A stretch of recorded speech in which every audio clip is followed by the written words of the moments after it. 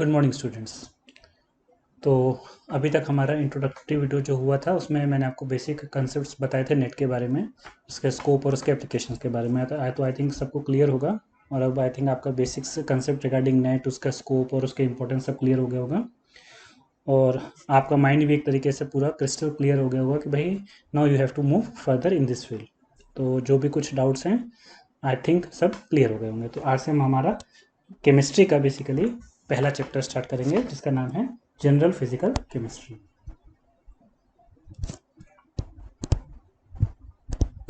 ठीक है, देखिए ये जो टॉपिक है आपका जनरल फिजिकल केमिस्ट्री, इससे रिलेटेड डायरेक्ट कोई क्वेश्चन आपके CSIR नेट या गेट के एग्जाम में नहीं आएगा, लेकिन ये इतना ही इम्पोर्टेंट चैप्टर है मतलब आप ऐसा समझ लीजिए कि इसकी जो इम्पोर्टेंस है GPC, इसको हम शॉर्ट में आपसे GPC बोलेंगे ताकि बार बार इतना लंबा ना बोलना पड़े, जनरल फिजिकल केमिस्ट्री।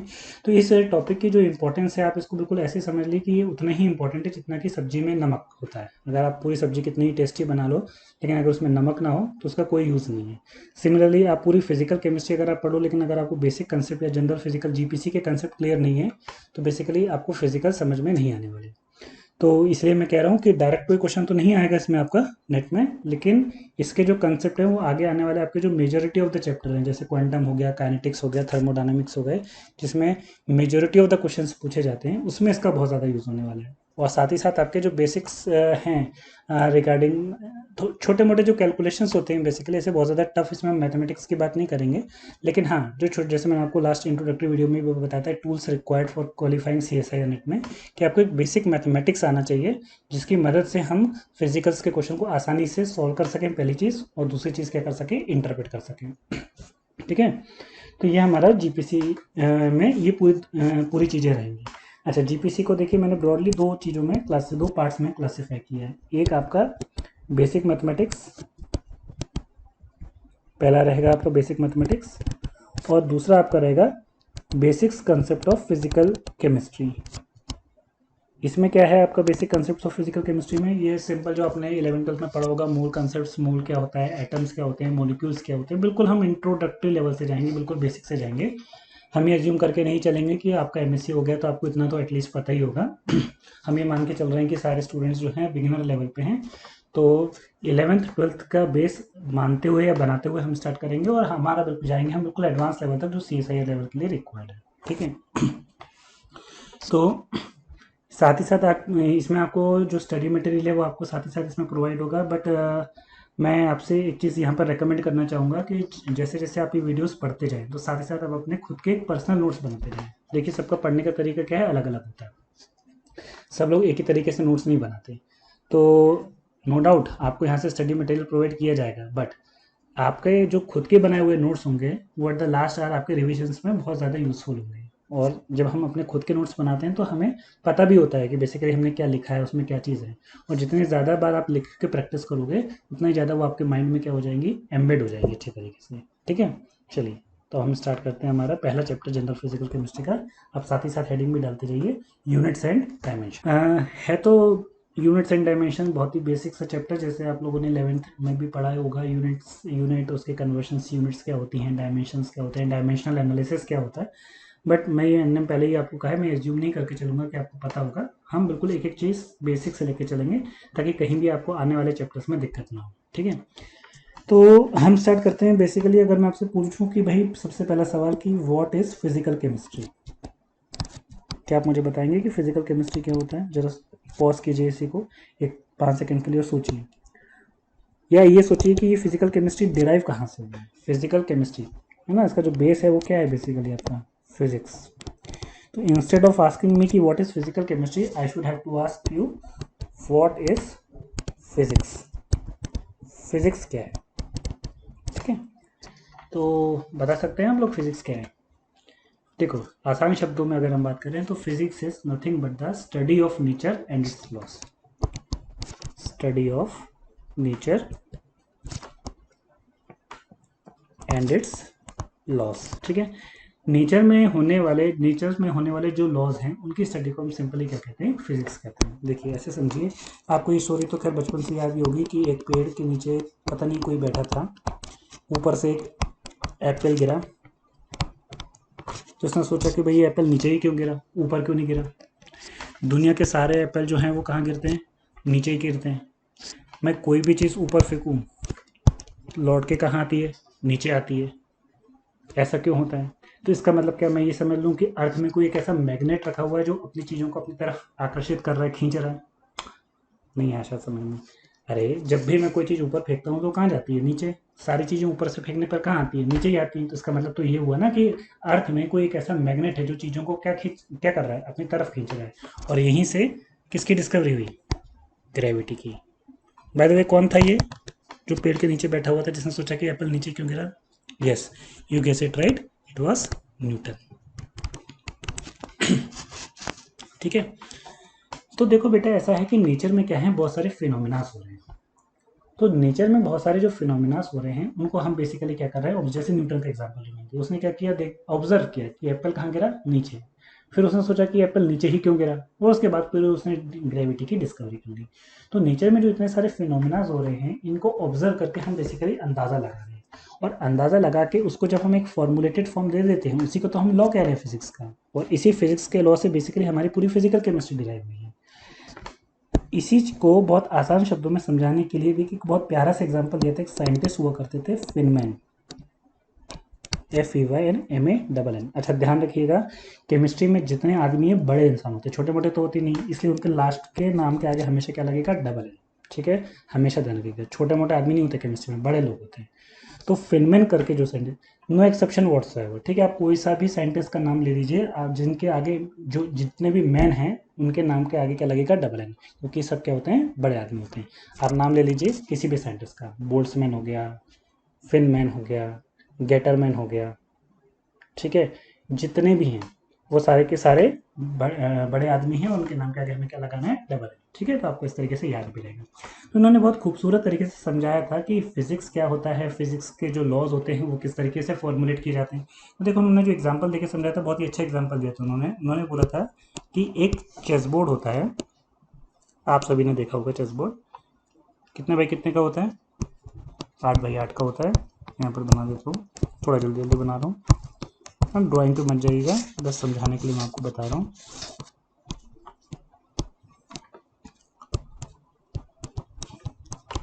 यहाँ पे कुछ गोटियाँ होती हैं,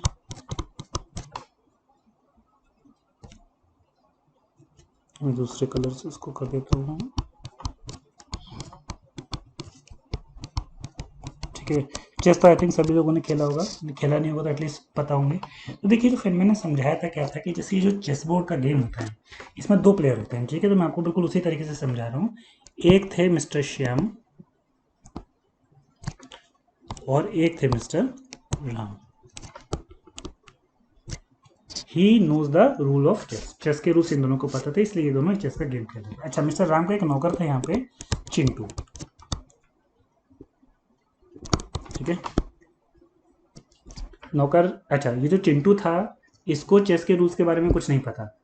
रूल्स के बारे में किसको पता है, राम और श्याम को।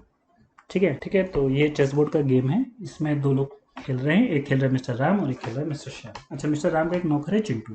अच्छा, Chintu does not know the rule of chess, who know the rule of chess, mister Shyam and mister Shyam. ठीक है, दोनों चेस खेले। अब क्या हुआ, देखिए, इसने ये पैदल होता है, पैदल कितने घर आगे चलता है, एक घर आगे चलता है, तो उसने क्या किया, एक घर आगे चला। अच्छा, ऑब्जर्व कौन कर रहा है यहाँ पे, चिंटू। क्या चिंटू को रूल्स पता है चेस के, नहीं, रूल्स किसको पता है, श्याम और राम और श्याम को। ठीक है, तो इसने पैदल एक घर आगे चली, इसने भी पैदल एक घर आगे चली, फिर इसने पैदल एक घर आगे चली, इसने भी पैदल एक घर आगे चली। तो ये जो चिंटू था इसने देखा कि ये जो पैदल होती है ये कितने घर आगे चलती है, एक घर आगे चलती है। और इसने क्या बना लिया, अपना एक रूल बना लिया कि भाई जो पैदल है वो क्या करती है, एक घर आगे चलती है। ये इसने क्या बना लिया, रूल बना लिया, आगे आगे चलती है। तो ये इसने अपना क्या बना लिया, एक रूल बना लिया। अच्छा, जैसे गेम आगे बढ़ा फिर क्या हुआ, कुछ देर तक तो पैदल आगे चली, इसके बाद क्या हुआ, यहाँ पे जो घोड़ा होता है, आपको पता है घोड़ा कितने घर चलता है, घोड़ा कितने घर चलता है, 2.5, 1 2 2.5, 1 2 2.5, उसने उठा के कहाँ रख दिया, यहाँ रख दिया। अब इसको टेंशन हो गई कि यार ये क्या हुआ, अभी तक तो सब सीधे सीधे चल रहे थे। क्या इसको रूल पता थे किसके, चिंटू को, नहीं, रूल्स तो किसको पता थे, राम और श्याम को। जैसे इसने घोड़ा आगे चला 2.5, इसको थोड़ी टेंशन हो गई कि यार ये क्या हो रहा है। फिर क्या हुआ, इसमें ऊँट चला। अच्छा, आप सबको पता है ऊँट कैसे चलता है? ऊँट चलता है टेढ़ा। हाथी कैसे चलता है? सीधा। अब इस चिंटू के लिए बताना मुश्किल हो रहा था कि कौन सा प्यादा कैसे चलता है, ऊँट कैसे चलता है, हाथी कैसे चलता है। इसको सब चीज़ें इसके दिमाग में क्या हो गई थी, हौच पौच हो गई। तो उसने बोला चलो ठीक है यार, चलो कुछ नहीं, भले कोई कुछ भी चलता है, बट एक चीज़ तो कन्फर्म है कि ये जो पैदल होता है, ये एक घर कैसे चलता है, आगे चलता है, ये इसको कन्फर्म है। चलो भाई, कुछ भी हो, घोड़ा कैसे भी चले, हाथी कैसे भी चले, बट पैदल एक घर हमेशा क्या चलता है, आगे। अब हुआ क्या कि सॉरी, इसने एक घर आगे चला, यहाँ आई, इसने एक घर आगे चला, यहाँ आई, और जैसे ही वाली गोटी यहाँ आई पैदल, इसने यहाँ पे इसको क्या कर दिया, काट दिया, मार दिया। अभी चिंटू के तो दिमाग की दही हो गई। इसने सोचा कि यार अभी तक तो मेरे को ये कॉन्फिडेंस था कि यार पैदल चलता जो है, वो पैदल जो है वो एक अगर सीधे चलता है, लेकिन यहाँ क्या कर दिया इसने, टेढ़ा चल दिया। तो इसका मतलब मेरा जो पहला बनाया वाला रूल था वो क्या हो गया, गलत हो गया। तो फिर सही क्या है, तो फिर सही क्या है, तो सही है कि पैदल चलता सीधा है लेकिन मारता तिरछा। ठीक है। तो इस तो ये जो चेस बोर्ड है ना मेरे बच्चों, ये क्या है, ये नेचर है। फिर मैंने बताया कि जो चेस बोर्ड है ना, ये क्या है, ये नेचर है। और ये जो मूव्स हो रहे हैं चेस बोर्ड में, ये जो मूव्स हो रहे हैं चेस बोर्ड में, ये क्या है, ये फिनोमिनास है। और चिंटू कौन है, चिंटू इज साइंटिस्ट। क्यों, साइंटिस्ट का काम क्या होता है, चीज़ों को ऑब्जर्व करना। तो जैसे मैंने आपको न्यूटन का एग्जांपल दिया था, उसने क्या देखा कि एप्पल नीचे गिरा, ये देख के उसने क्या किया, अंदाज़ा लगाया। जैसे चिंटू ने यहाँ पे पहले क्या अंदाज़ा लगाया कि पैदल एक घर क्या चलता है, आगे चलता है। और उसके बाद जैसे ही क्रॉस हुआ तो उसने अपने रूल को क्या कर दिया, मॉडिफाई कर दिया। जनरली हम भी ऐसे ही करते हैं कि नेचर में बहुत सारे क्या होते हैं, लॉज होते हैं, या हम लॉज फॉर्मुलेट करते हैं, लेकिन वो लॉज टाइम के साथ क्या हो जाते हैं, मॉडिफाई हो जाते हैं। तो who is Chintu, Chintu is scientist. और साइंटिस्ट का काम जैसे मैंने आपको बताया क्या होता है, चीज़ों को ऑब्जर्व करना होता है।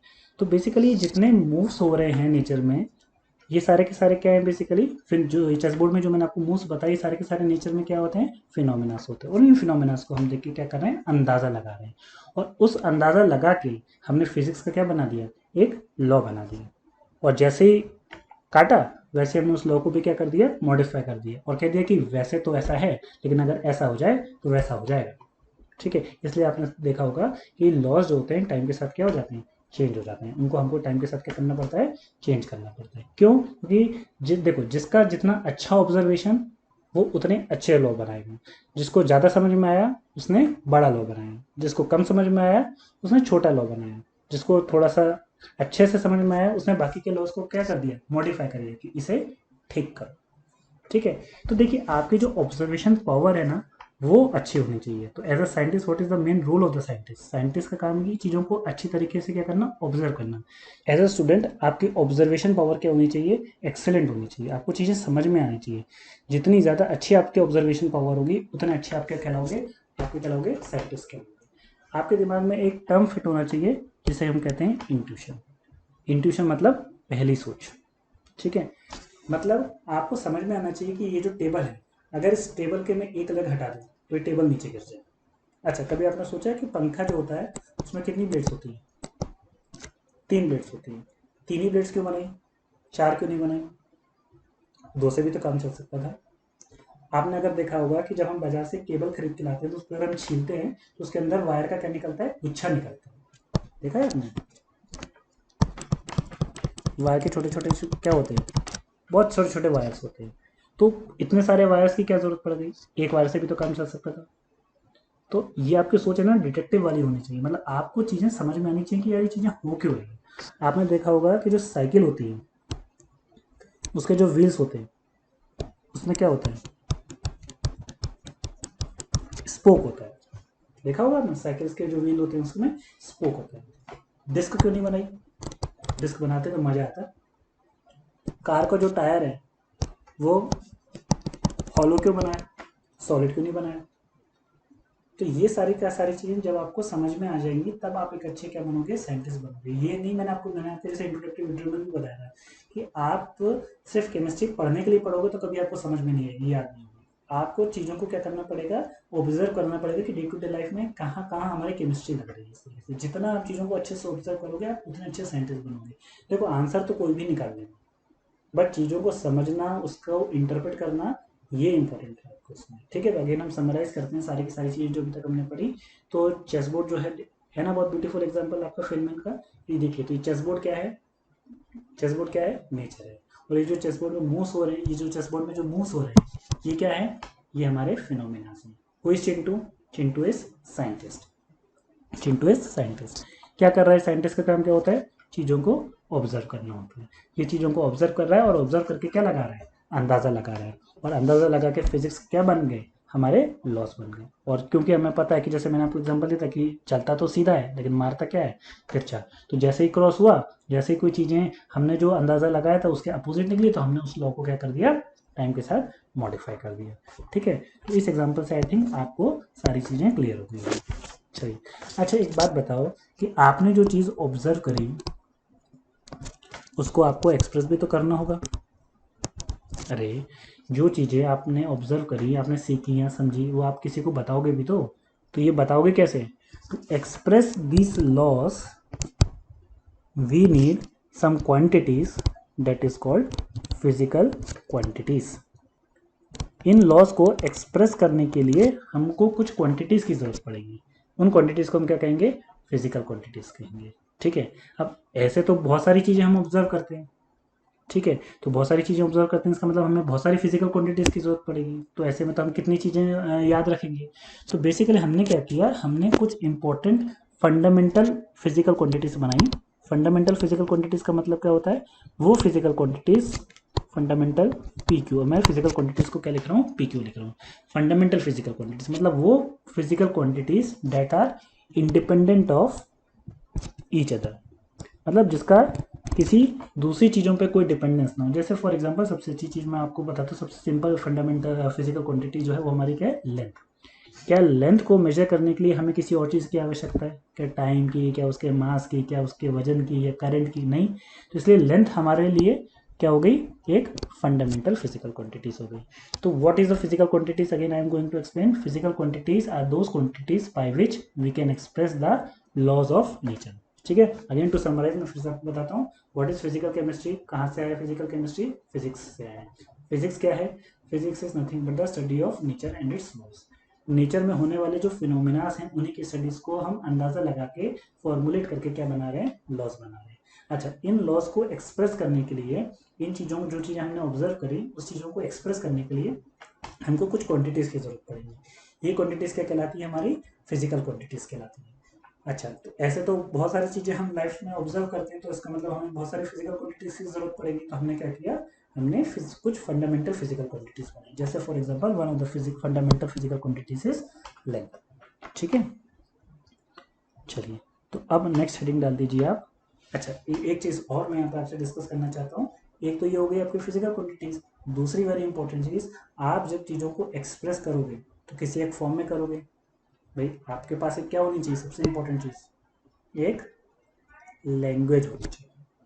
अच्छा, that language should be understandable by both of them. मतलब सपोज करो मैंने कोई एक चीज़ ऑब्जर्व करी है, वो मुझे आपको बताना भी तो है, तो मैं आपको कैसे बताऊंगा, थ्रू लैंग्वेज के फॉर्म में। लेकिन वो लैंग्वेज एक ऐसी होनी चाहिए जो आपकी भी समझ में आए और मेरे भी समझ में आए। मान लो मेरे को फॉर एग्जांपल मुझे इंग्लिश आती है और आपको तमिल आती है, ना आपको इंग्लिश समझ में आती है ना मुझे तमिल समझ में आती है, तो इसका मतलब क्या, मैंने जो चीज़ ऑब्जर्व करी वो मैं आप तक कन्वे कर भी पाऊंगा, नहीं। तो इसका मतलब we need a language to express this physical quantities, and that language, what is that language is called as, that language is called as mathematics। Very important है ना, ये चीज़ें मैं आपको पहले डिस्कस कर चुका हूँ। What is mathematics, mathematics we are not going to learn mathematics, मैंने आपको पहले ही बताया, we are going to learn the application of mathematics in chemistry. Now what is, if someone ask you in chemistry what is mathematics, what is the use of mathematics, mathematics is nothing but, हमें कहेंगे कि mathematics is the language of physics, और in other words mathematics is the language of physical chemistry. ठीक है, इसलिए क्या आप mathematics को स्किप करके फिजिकल केमिस्ट्री समझ सकते हो? अब शायद आपको इसका जवाब मिल गया होगा, नहीं। क्यों?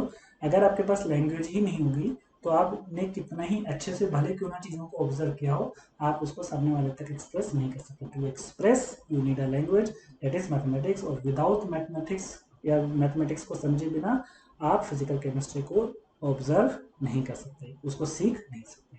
ठीक है, तो again do we in this the whole entire syllabus do we learn mathematics? No, we learn mathematics to understand physical chemistry, we learn mathematics to observe physical chemistry, we learn mathematics to write physical chemistry।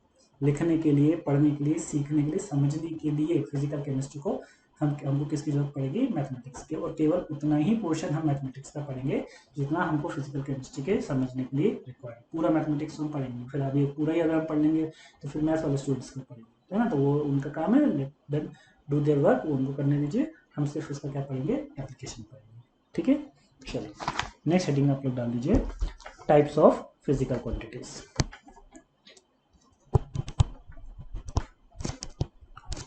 Types of PQ. ठीक है, जैसे मैंने आपको बताया कितने type के physical quantities होती हैं? दो। कौन कौन सी? एक होती है आपकी फंडामेंटल पीक्यू, दूसरी क्या होती है आपकी? Derived PQ. आप चाहो तो जैसे जैसे मैं डिक्टेट करता जा रहा हूँ, या तो आपको स्पीड ज़्यादा लगे तो आप पॉज करके नोट करते जाइए, लेकिन मैंने आपको पहले कहा है इट इज़ हाईली रिकमेंडेड कि आप अपने साथ साथ पर्सनल नोट्स भी बनाते जाइएगा, बाकी मैं आपको मटेरियल तो प्रोवाइड कराऊंगी। तो what is fundamental PQ? Fundamental physical quantities are those physical quantities which are independent of each other. Those physical quantities which are independent of each other. फिर लिखिए इसमें there are 7 types of fundamental physical quantities. मैं यहाँ लिख देता हूँ पहले कौन कौन सी है, आप साथ साथ अगर आपको पता तो बताइए। लेंथ, दूसरा मास, तीसरा टाइम, चौथा करंट, फिफ्थ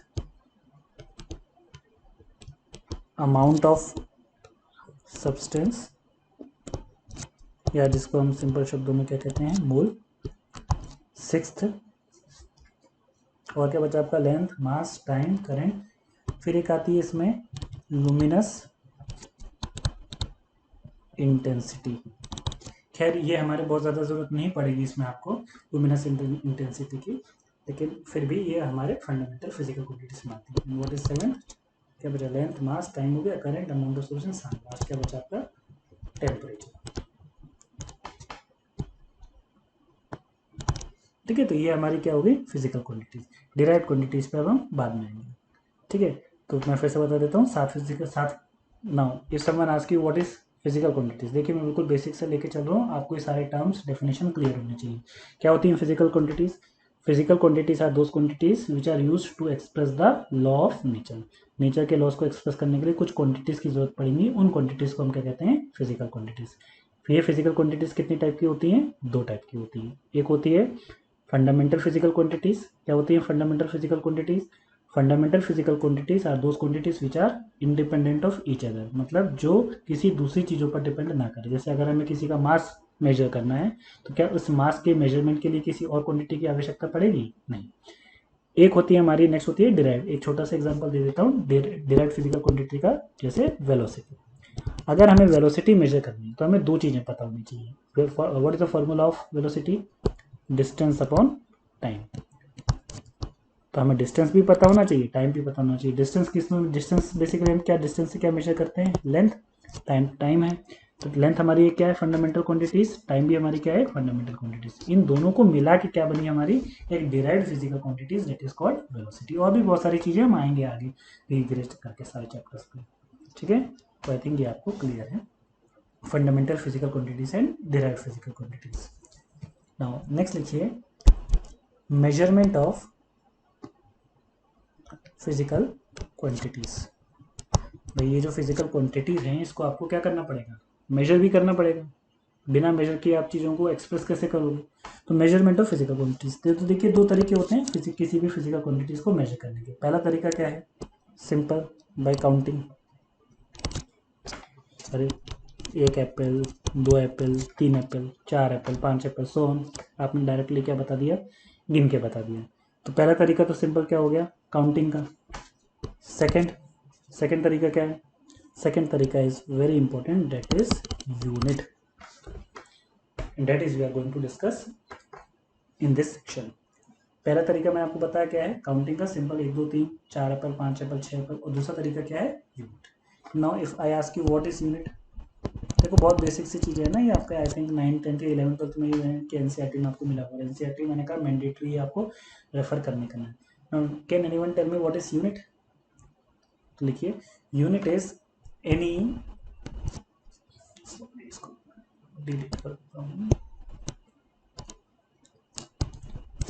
एनी एक second, any arbitrary chosen standard, मैं भी समझा देता हूँ, पहले आप डेफिनेशन लिख लीजिए। एनी आर्बिट्ररी, आर्बिट्ररी का मतलब क्या होता है, आर्बिट्ररी का मतलब होता है इमेजिनरी, हाइपोथेटिकल, इमेजिनरी, हाइपोथेटिकल मतलब अपनी मर्जी से चुना हुआ। Any arbitrary chosen standard, any arbitrary chosen standard by which we can measure physical quantities, अपनी मर्जी से चुना गया एक ऐसा स्टैंडर्ड जिसकी मदद से हम फिजिकल क्वांटिटीज को क्या कर सकते हैं, ऑब्जर्व कर सकते हैं। वो क्या कहलाती है, यूनिट कहलाती है। Very important, again any arbitrary chosen imaginary standard to measure the physical quantities is called unit. ठीक है, फॉर एग्जाम्पल इसको ऐसे समझिए, सपोज करो मेरे पास एक स्केल है, ठीक है, इस स्केल की मुझे क्या मेजर करनी है, लेंथ मेजर करनी है। मैं कैसे लेंथ मेजर करूंगा, इसको मैं काउंटिंग करके तो मेजर कर नहीं सकता। तो इस स्केल की लेंथ मेजर करने के लिए मैंने क्या किया, अब मैंने कहा ना what is unit, unit is arbitrary chosen standard. पहली बात तो मेरे को अपना क्या चुनना पड़ेगा, स्टैंडर्ड चुनना पड़ेगा। अभी स्टैंडर्ड कैसा होना चाहिए, आर्बिट्ररी, मतलब मैं अपनी मर्जी से जो चाहूँ उसको क्या मान सकता हूँ, स्टैंडर्ड मान सकता हूँ।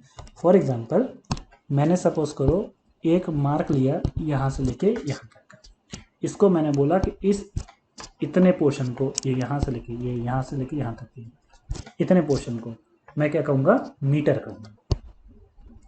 तो मैंने क्या किया, क्या ये कोई फिक्स स्टैंडर्ड है जो मैंने चुना है यहाँ पर लेंथ को मेजर करने के लिए, नहीं, आर्बिट्ररी चूजन, अपनी मर्जी से। हाँ बिल्कुल, आप अपनी मर्जी से कोई भी एक हाइपोथेटिकल स्टैंडर्ड चुन सकते हो जो आपको अच्छा लगे। ठीक है, तो मैंने बोला कि भाई यहाँ से यहाँ तक का जो मार्क है इसको मैंने बोला कि भाई इतने मार्क को क्या कहूँगा, मीटर कहूँगा। अब आपको जो मेजर करना है इससे कर लो। तो मैंने देखा कि ये जो मार्क है, अगर मैं इसको इस स्केल की लेंथ को मेजर करने के लिए यूज़ करूँ, तो मैंने ये देखा कि यहाँ से यहाँ तक ऐसे 4 मार्क आ जाएंगे, मतलब ऐसे 1 2 3 4 मार्क्स इसके अंदर आ जाएंगे। इसका मतलब अगर आप मुझे स्केल की लेंथ बोलनी होगी तो मैं क्या बोलूँगा, कितनी है, सिंपल 4 मीटर। समझ में आया आपको, शायद कंफर्म है। देखिए मैंने क्या किया, यहाँ से यहाँ तक के एक मार्क्स को बोला कि भाई ये मेरा एक स्टैंडर्ड है जिससे मैं क्या मेजर करूँगा, लेंथ मेजर करूँगा।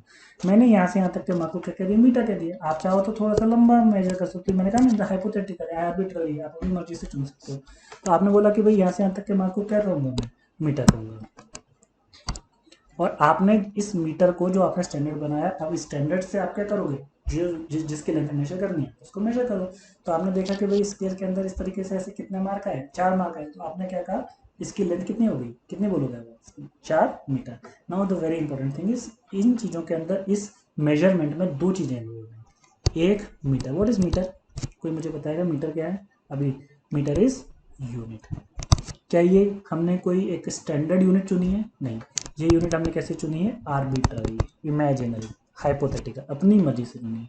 तो किसी भी चीज़ के मेजरमेंट के लिए 2 चीज़ों का होना बहुत ज़रूरी है, एक तो उसकी यूनिट का जो कि यहाँ पे, अच्छा एक ये क्या है, ये 4, don't say 4 metre, what is 4, ये 4 क्या है बेसिकली, क्या बताता है आपको, ये 4 आपको ये बताएगा कि इस फिजिकल क्वांटिटी के मेजरमेंट में ये यूनिट कितने बार रिपीट हुई, कितने बार रिपीट हुई है, ये मीटर कितने बार रिपीट, कितने बार, कितना कितने कितने मीटर आए हैं इसमें, 4 मीटर आए। तो ये कहलाती है इसकी न्यूमेरिकल वैल्यू, क्या कहलाती है, न्यूमेरिकल वैल्यू। ध्यान रखिएगा, किसी भी फिजिकल क्वांटिटीज के मेजर में 2 चीज़ों का होना अति आवश्यक है, एक है यूनिट और दूसरी है उसकी न्यूमेरिकल वैल्यू। जब तक ये दोनों चीज़ें नहीं होंगी हम किसी भी फिजिकल क्वांटिटीज का मेजरमेंट नहीं कर पाएंगे। फॉर एग्जांपल अगर आप बाजार में आलू लेने गए और आपको मान लो 5 किलो आलू चाहिए, तो आपने सब्जी वाले से जाकर बोला भाई साहब आलू देना, तो क्या पूछेगा, भाई कितने देना, तो आपने बोला किलो देना। आपने बस क्या बताई, उसकी यूनिट बताई, क्या आपने उसकी न्यूमेरिकल वैल्यू बताई नहीं, तो क्या वो दे पाएगा आपको आलू? नहीं। या फिर आपने बोला सिर्फ 5 देना, क्या समझ में आएगा उसको कि 5 आलू देना है, 5 ग्राम देना है, 5 केजी देना है, क्या देना है? तो इसका मतलब किसी भी चीज़ के मेजरमेंट के लिए दो चीज़ देखो, अगर सिर्फ नंबर है तो कोई दिक्कत नहीं, सिर्फ गिनना है आपको, 1 एप्पल, 2 एप्पल, 4 एप्पल, है ना, वो एक अलग बात है। लेकिन अगर किसी चीज़ का मेजरमेंट करना है तो उसके लिए दो चीज़ों का होना बहुत ज़रूरी है, एक तो यूनिट और दूसरी उसकी न्यूमेरिकल वैल्यू। तो लिखिए, to measure any physical quantities we require two things, one is the unit, definition में इसकी पहले ऑलरेडी बता चुका हूँ तो दोबारा रिपीट नहीं कर रहा। दूसरी देखिए, numerical value. What is numerical value, इसकी डेफिनेशन लिख लीजिए। Numerical value will tell us how many times a unit is repeated for the measurement of physical quantities. Physical quantities के मेजरमेंट के लिए ये यूनिट कितने बार रिपीट हुई। ठीक है, एक और एग्जांपल से समझ लेते हैं। फॉर एग्जांपल जैसे ये मान लो एक टुकड़ा है, इसका इसका मुझे क्या मेजर करना है, मास मेजर करना है। ठीक है, तो मैंने क्या किया, अगेन मैंने एक स्टैंडर्ड बना लिया। ये मैंने बोला कि इस छोटे से टुकड़े को मैं क्या कहूँगा, मैं केजी कहूँगा। मैंने कुछ भी मान सकता हूँ ना केजी। तो ये जो है वो क्या है, मैंने बोल दिया कि ये मेरी यूनिट है केजी। ये यूनिट किसके मेजरमेंट के लिए है, मास के मेजरमेंट के लिए। अब मुझे क्या करना है, इस टुकड़े का मास मेजर करना है, तो मैंने क्या किया, इसको उठा के यहाँ पे रखा और देखा कि ऐसे कितने टुकड़े फिट हो रहे हैं इसमें, है ना। रफ डायग्राम में उसको अप्रोक्सीमेट मान लीजिएगा 5। 5 ऐसे टुकड़े जो मैंने स्टैंडर्ड बनाए थे वो इसके अंदर आके फिट हो सकते, तो मैं क्या बोलूँगा कि इस पूरे टुकड़े का मास कितना हो गया, 5 kg। Now tell me again, what is KG. KG क्या है, केजी इज द यूनिट, किसकी यूनिट, फिजिकल क्वांटिटीज के मेजरमेंट की। किस फिजिकल क्वांटिटीज के मेजरमेंट, किस फिजिकल क्वांटिटीज को मेजर करना है हमें, मास को। What is this 5, 5 is the numerical value. क्या बताती है न्यूमेरिकल वैल्यू, कि इस मास के मेजरमेंट के लिए ये यूनिट कितने बार रिपीट हुई।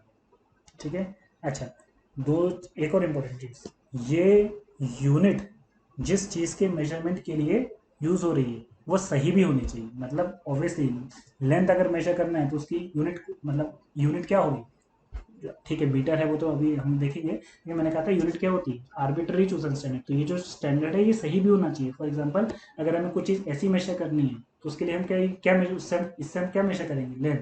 और अगर हमें मास मेजर करना है तो हम इसको स्टैंडर्ड मानेंगे। मतलब आप ये नहीं कर सकते कि एक यूनिट को दूसरे यूनिट के साथ मिक्स कर दो। फॉर एग्जाम्पल कि अगर आपको लेंथ मेजर करनी है तो यूनिट हमने क्या बनाई, मीटर। और अगर हमें मास मेजर करना है तो उसकी यूनिट हमने क्या बनाई, KG. You can not interchange this. For example इससे मैं अगर आपको एक चीज़ याद हो कि मतलब एक बार क्या होता है कि एक आदमी रहता है गांव का, वो जाता है शहर में दूध लेने।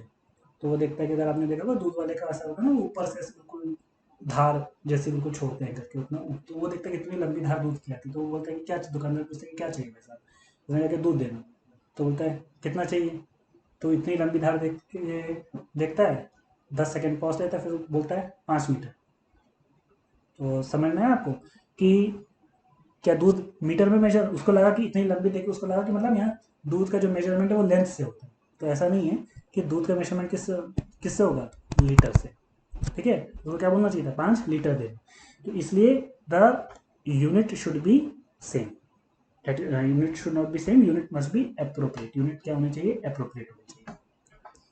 चलिए, तो आई थिंक अब आपको क्लियर है। फिर से हम रिवाइज कर देते हैं एक बार। What is unit, unit is any arbitrary chosen standard to measure physical quantities. Physical quantities के मेजरमेंट के लिए एनी आर्बिट्ररी चूजन वैल्यू को, स्टैंडर्ड को हम क्या मान लेते हैं, यूनिट मान लेते हैं। ठीक है, अच्छा, किसी भी फिजिकल क्वांटिटीज के मेजरमेंट के लिए दो चीज़ों का होना बहुत ज़रूरी है, जैसे मैंने आपको बताया। कौन कौन सी दो चीज़ों का होना ज़रूरी है, पहला एक तो उसकी यूनिट का और दूसरा उसकी न्यूमेरिकल वैल्यूज का। और ये यूनिट जिस चीज़ का मेजरमेंट कर रहे हो वो सही भी होनी चाहिए। लेंथ से हम हमेशा क्या मेजर, मीटर, मीटर जो है उससे हम क्या मेजर करेंगे, लेंथ। केजी से क्या मेजर करेंगे, मास। ठीक है, यहाँ तक तो आई थिंक आपको सारी चीज़ें क्लियर।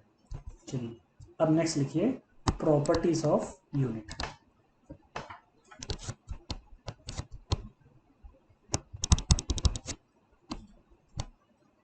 तो क्या क्या प्रॉपर्टीज होनी चाहिए यूनिट की।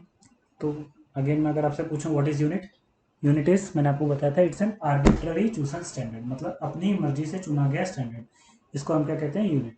अच्छा, इसमें एक दिक्कत ये है कि अगर मैं इसे कह रहा हूँ it's an arbitrary chosen standard, इसका मतलब तो ये हुआ कि दुनिया का कोई इंसान कोई भी स्टैंडर्ड चुन लेगा और उसको क्या क्या देगा, यूनिट क्या देगा। तो क्या ये सही तरीका है किसी भी फिजिकल क्वांटिटीज को मेजर करने का? भाई जैसे मैंने कहा था ना, unit is an arbitrary chosen standard, तो इसका मतलब तो ये है कि कोई कल को कुछ भी चुन ले और उसको मैं क्या बना दूँ, उसको मैं अपना क्या बना दूँ, एक स्टैंडर्ड बना दूँ।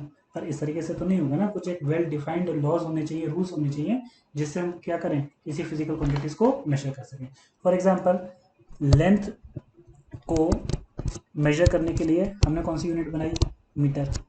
अच्छा, जर्मनी में अगर आपने देखा होगा कि, अच्छा, एक लेंथ को मेजर करने के लिए पहले एक खैर अभी भी एक यूनिट चलती है जिसे हम कहते हैं फुट, सुना होगा आपने, foot, it's a unit to measure length.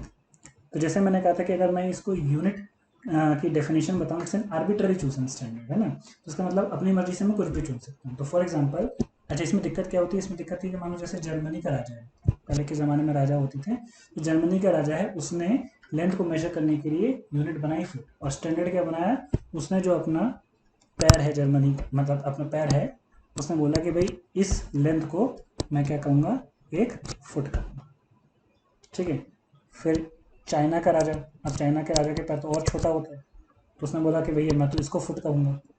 ये वो भी तो अपनी मर्जी से कोई भी स्टैंडर्ड चुन सकता है, तो किस तरीके से चलेगा क्या, मतलब जर्मनी में मैं अगर एक फुट मेजर करूँगा तो इतना बड़ा होगा, वही जाके अगर मैं चाइना में मेजर करूँगा तो वो फुट क्या हो जाएगा, छोटा हो जाएगा। इस तरीके से तो चल नहीं सकता। तो पहली प्रॉपर्टी क्या होना चाहिए, it must be internationally accepted. लिखिए, it must be internationally accepted, मतलब एक ऐसी यूनिट होनी चाहिए जो इंटरनेशनली क्या हो, एक्सेप्टेड हो, हर जगह उसकी वैल्यू क्या रहनी चाहिए, फिक्स रहनी चाहिए। मतलब ये नहीं हो कि आज ये है और फिर दूसरे देश में गए, दूसरे जगह गए, तो उसकी वैल्यू क्या हो गई, चेंज हो गई। अच्छा, ये ठीक है। तो पहली प्रॉपर्टी समझ में आई आपकी, यूनिट की क्या होनी चाहिए, इट्स एन इंटरनेशनली एक्सेप्टेड। दूसरी यूनिट क्या होनी चाहिए, सॉरी, दूसरी प्रॉपर्टी क्या होनी चाहिए आपकी, इट मस्ट बी इनडिस्ट्रक्टेबल। क्या मतलब होता है इनडिस्ट्रक्टेबल का, ये एक ऐसी यूनिट होनी चाहिए जिसको डिस्ट्रॉय ना किया जा सके। फॉर एग्जाम्पल क्या है, यहाँ पे तो ठीक है, जैसे मैंने आपको बताया कि जैसे जर्मनी के राजा ने अपना एक स्टैंडर्ड माना कि भाई फुट है, चाइना के राजा ने अपना माना, तो इसमें तो चलो हम ये भी कर सकते हैं कि चलो किसी एक को स्टैंडर्ड मान लेंगे, बोलेंगे कि भाई नहीं, जर्मनी के जो राजा है उसी के पैर की जो लंबाई है उसी को हम क्या बोलेंगे, एक फुट बोलेंगे, और यही इंटरनेशनली एक्सेप्टेड रहेगा। लेकिन इसमें भी दो बातें हो सकती हैं क्या, कि सपोज करो जर्मनी का राजा था, ये मर गया, फिर इसका बेटा आया, उसका फुट और छोटा हो गया, फिर स्टैंडर्ड बदल गया। चलो ये भी छोड़ो, ये राजा के पैर को कुत्ते ने काट खाया, इसका फुट ही चला गया, फिर यूनिट बदल गई, तो क्या हम इसको स्टैंडर्ड मान सकते हैं? नहीं। इसलिए दूसरी important property, it must be indestructible, एक ऐसी यूनिट होनी चाहिए जो इनडेस्ट्रक्टिबल, जिससे डिस्ट्रॉय ना किया जा सके। समझ में आया? अच्छा, तीसरी इंपॉर्टेंट चीज क्या है, it must be unaffected by the external condition, unaffected by the external condition, मौसम का इस पर प्रभाव नहीं पड़ना चाहिए। एक गाना था ना, मौसम की तरह तुम बदल तो ना जाओगे, ऐसा ना होना चाहिए कि यूनिट मौसम की तरह बदल गई। फॉर एग्जांपल, आपने लेंथ को मेजर करने के लिए आयरन की एक रॉड ले ली, ठीक है, और उसको बोला भैया मैं तो उसको स्टैंडर्ड मानूंगा। क्या दिक्कत है भाई आयरन की रॉड को स्टैंडर्ड मानने से? गर्मी में क्या होगा, आयरन की रॉड फैल जाएगी, और ठंडियों में क्या होगा, आयरन की रॉड श्रिंक हो जाएगी। तो इसका मतलब क्या, ये हमारी प्रॉपर तरीका है मेजरमेंट करने के लिए? नहीं। तो इसका मतलब एक ऐसी चीज़ें होनी चाहिए जो अनअफेक्टेड होनी चाहिए। तो पहले क्या हो गई, it must be internationally accepted, दूसरी इट मस्ट बी इनडिस्ट्रक्टेबल, तीसरी क्या हो गई, it must be unaffected by the external environment, चौथी it must be easily available. ये बहुत इंपॉर्टेंट चीज़ है, ईजिली क्या हो, अवेलेबल हो। ये नहीं फॉर एग्जांपल जैसे भाई लेंथ को मेजर करने के लिए जर्मनी के राजा का 1 फुट स्टैंडर्ड मान लिया गया, अब जिसको भी ले फुट मेजर करना है वो उसको कहाँ जाना पड़ेगा, जर्मनी जाना पड़ेगा। अब मान लो कि फुट मेजर करने के लिए जर्मनी गया, राजा जी के पास टाइम ही नहीं देने के लिए, उन्होंने बोला कि नहीं कल आना, एक काम करना, राजा जी की छुट्टी है, तो इसका मतलब आज मेजरमेंट हो गई नहीं लेंथ में। तो क्या ये सही तरीका है मेजरमेंट का? नहीं। मतलब it must be easily available, 1 foot दुनिया के हर कोने में 1 फुट होना चाहिए। इसका मतलब ये है कि किसी को भी मेजर करना है तो उस स्टैंडर्ड से मेजर कर लो। और ये स्टैंडर्ड कौन डिसाइड करता है? ये एक्चुअली पेरिस में एक लैब है, वहाँ पे हर चीज़ का स्टैंडर्ड इस बहुत अच्छी तरीके से क्या किया गया, स्पेसिफाई किया गया है। इसलिए मैंने आपको कहा था आप एनसीईआरटी पढ़िए, तो उसमें तो खैर बहुत ही ज़्यादा प्रिसाइज वे में बताया गया। It's defined as 1/483670 something something unit of a velocity of the light measured using Crompton 36। बाप रे, बहुत सारी चीज़ें, बहुत बहुत फाइन उसमें उन्होंने उसको डिफाइन किया गया कि किस तरीके से आप लेंथ को स्टैंडर्ड मानते हुए मेजर करोगे। ठीक है, तो पेरिस की एक लैब है, वहाँ पे तो जिसको भी एक मीटर मेजर करना, लेंथ की स्टैंडर्ड यूनिट क्या है, मीटर, तो मीटर जिसको भी मेजर करना है तो वहाँ से आप क्या कर सकते हो, 1 मीटर मेजर कर सकते हो। और ये 1 मीटर दुनिया के हर कोने में 1 मीटर ही होगा। ठीक है, तो इसलिए ये 4-5 प्रॉपर्टी हैं, तो ये आपकी एनसीईआरटी की बुक्स में भी दी गई होंगी। मैंने आपको बस एक बेसिक उसमें समझा दिया गया कि भाई हम क्या बोलते हैं, जैसे लेंथ है, लेंथ की यूनिट क्या है, मीटर, मास की यूनिट क्या है, केजी। तो ये सारे की सारी हम यूनिट क्या देखते हुए अडॉप्ट करते हैं कि अगर हम कह रहे हैं कि भैया ये 1 मीटर है, तो इस 1 मीटर को मानने के लिए, जैसे मैंने आपको बताया पेरिस की लैब में एक प्लेटिनम इरिडियम की एक रॉड है, वहाँ पे वही फिक्स है कि ये प्लेटिनम इरिडियम की एक रॉड है। सॉरी, क्या हुआ ये, मैं फिर से ड्रॉ कर देता हूँ। प्लेटिनम इरिडियम की एक रॉड है, इस प्लेटिनम इरिडियम की रॉड को क्या बोला गया है, 1 मीटर बोला गया है। ठीक है, तो जिसको भी चाहिए 1 मीटर यहाँ से मेजर कर सके, और ये दिस इज यूनिवर्सली एक्सेप्टेड है ना, हर जगह ये एक्सेप्टेड है। तो ये 4-5 प्रॉपर्टी हैं जो आपकी यूनिट की होनी चाहिए। तो एक बार फिर से आप रिवाइज कर लीजिए। What are the properties of unit? पहली property, it must be easily, it must be internationally accepted. दूसरी, इट मस्ट बी इंडेस्ट्रक्टेबल। तीसरी, it must be unaffected by the environment. चौथी, it must be easily accessible. और भी चाहिए, और भी अगर आपको, वैसे आई थिंक काफ़ी हैं ये सारी चीज़ें समझने के लिए कि यूनिट की क्या क्या प्रॉपर्टीज़ होनी चाहिए, हम क्या स्टैंडर्ड मानते हुए किसी यूनिट को चुनेंगे। ठीक है, तो ये आपकी प्रॉपर्टीज़ हो गई यूनिट की। नेक्स्ट लिखिए system of units. System of units, बहुत सारे सिस्टम अडॉप्ट किए गए यूनिट्स के, यूनिट को डिफाइन करने के लिए। कुछ कॉमन आपको पता होंगे, जैसे एक होता है आपका FPS unit. What is FPS? Foot, pound and second. ठीक है, दूसरा क्या होता है आपका एमकेएस, एम फॉर मीटर, के फॉर किलोग्राम और एस फॉर सेकेंड। ठीक है, तीसरा क्या होता है आपका, तीसरा होता है आपका CGS, C for centimetre, G for gram, S for second. और भी बहुत सारी यूनिट है। नाउ एक अगेन, जैसे अलग अलग यूनिट है तो बार बार एक यूनिट से दूसरी यूनिट जाने के लिए हमको डिफिकल्टी होगी, तो हमने क्या करा, एक स्टैंडर्ड यूनिट बना दिया। और लेटेस्ट जो भी चल रहा है वो कौन सा चल रहा है आपका, एसआई, सिस्टम इंटरनेशनल, जिसको हम एमकेएस सिस्टम भी कहते हैं। एमकेएस सिस्टम भी बेसिकली एसआई सिस्टम भी है। तो अब through out the physical chemistry हम कौन से कन्वेंशन, कौन से सिस्टम में यूनिट को डिफाइन करेंगे, यूनिट की बात करेंगे एसआई सिस्टम में। इट इज सिस्टम, क्या बताया मैंने, सिस्टम इंटरनेशनल। ठीक है, this is called SI unit of system. ठीक है, अब एक काम कीजिए, जितनी यूनिट है, मैंने आपको क्या कहा, कितनी फिजिकल क्वांटिटीज होती हैं, फिर से एक बार अगर फ्लैशबैक में जाए, what is physical quantities? Physical quantities are those quantities which is used to measure the laws of nature, and in order to measure those quantities we needs unit। कितनी physical, कितने टाइप की physical quantities होती हैं? 7 fundamental physical quantities होती हैं। इसका मतलब अगर हमें इन 7 फंडामेंटल फिजिकल क्वांटिटीज को मेजर करना है, इसका मतलब हमारे पास 7 फंडामेंटल यूनिट भी होंगे। भाई जिस फिजिकल क्वांटिटीज को मेजर करोगे, मैंने कहा ना मेजर करने के 2 तरीके बताए आपको, एक तो सिंपल काउंटिंग और दूसरा क्या है, यूनिट। यूनिट क्या होती है वो बताया, फिर यूनिट की प्रॉपर्टीज क्या क्या होती है वो बताया। ठीक है, तो अब इसका मतलब अगर हमारे पास 7 फिजिकल क्वांटिटीज हैं, फंडामेंटल फिजिकल क्वांटिटीज हैं, तो इसको मेजर करने के लिए हमारे पास 7 क्या होनी चाहिए, फंडामेंटल यूनिट होनी चाहिए। तो मैं आपको यहाँ पर लिखवा देता हूँ कि सबसे पहले लेंथ, मैं ऐसा यूनिट में लिखूंगा आपको। ठीक है, लेंथ, एक सेकेंड, इसको थोड़ा जूम कर लेता हूँ मैं, और इसको हटा ही देता हूँ, ये पूरा क्लियर हो जाएगा। तो चलिए लिखिए लेंथ, लेंथ की ऐसा यूनिट क्या है, मीटर। सिंबॉलिक रिप्रेजेंट क्या है, स्मॉल। दूसरा क्या है हमारा, मास, मास की यूनिट क्या है, किलोग्राम। ये ऐसा यूनिट में बात कर रही हूँ, केजी और तीसरा क्या था आपका टाइम, टाइम की यूनिट क्या है सेकेंड्स। चौथी fundamental quantity current, current current की यूनिट क्या होती है वो एम्पियर। फिर होती है आपकी लुमिनस इंटेंसिटी, खैर बस इसका नाम आज आप मेरे मुंह से पहली बार सुन रहे हो, पूरी फिजिकल केमिस्ट्री में इसका नाम दोबारा नहीं सुनोगे, फिजिक्स में ज़्यादा काम आता है, हमारे काम नहीं आएगा। क्या यूनिट होती है पर यूनिट पता होनी चाहिए, इसकी यूनिट होती है कैंडल। ठीक, कितनी हो गई लेंथ, मास, टाइम, करंट, लुमिनस इंटेंसिटी, 1 2 3 4 5 और क्या बचा, हाँ टेम्परेचर। टेम्परेचर की यूनिट क्या होती है केल्विन। और लास्ट क्या बचा हमारा amount of substance, amount of substance, amount of substance की यूनिट क्या होती है हमारी मोल। ठीक है, तो ये हमारी 7 फिजिकल क्वांटिटीज होती हैं और इनके मेजरमेंट्स के लिए हमारे पास 7 क्या होंगी यूनिट होंगी। और ये कौन से सिस्टम में दिखाई मैंने आपको, ये मैंने आपको एसआई सिस्टम में दिखाई। ये होती हैं आपकी फंडामेंटल फिजिकल क्वांटिटीज या फंडामेंटल यूनिट्स।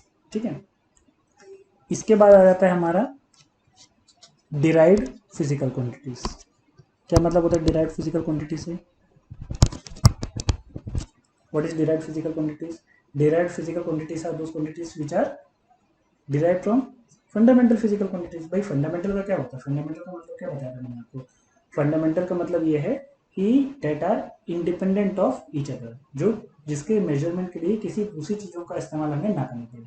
अब आप एक बात खुद बताओ, क्या टाइम को मेजर करने के लिए किसी और चीज़ की आवश्यकता है? नहीं, तो ये हमारी क्या कहलाएगी फंडामेंटल कहलाएगी। डिराइव्ड में क्या आ जाएगा फिर, जैसे फॉर एग्जाम्पल एरिया, अगर मुझे एरिया मेजर करना है तो क्या करना पड़ेगा, मुझे लेंथ भी मेजर करनी पड़ेगी और ब्रेड्थ भी मेजर करनी पड़ेगी। हालांकि दोनों चीज़ें मेजर क्या करती हैं, लेंथ ही मेजर कर, अरे लेंथ को या ब्रेड्थ को है तो मेजर क्या करोगे, लेंथ ही करोगे ना। लेकिन कितने बार मेजर करनी पड़ेगी, 2 बार, एक बार लंबाई और एक बार क्या चौड़ाई। ये हो गया हमारा एरिया। इसी तरीके से क्या होती है हमारी और example density. What is density?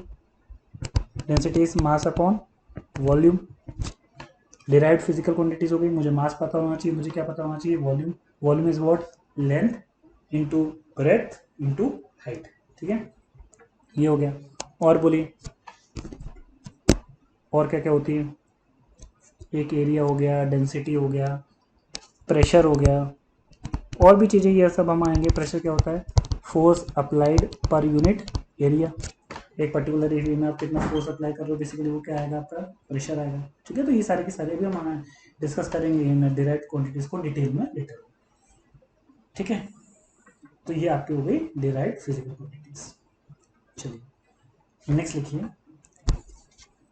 Principal of homogeneity.